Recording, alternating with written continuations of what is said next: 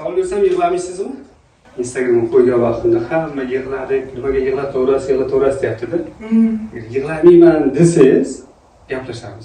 Sizga achchiq haqiqatni aytaman.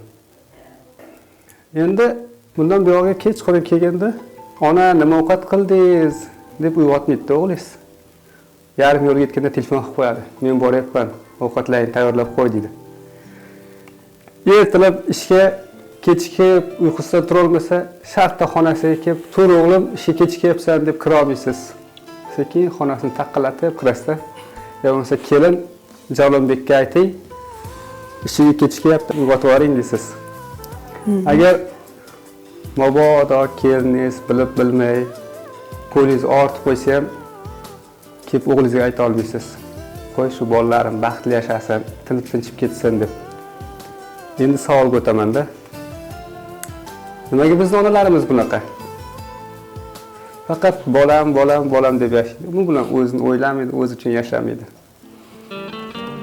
Shu baxt bizga. Bolamizni borligi baxt.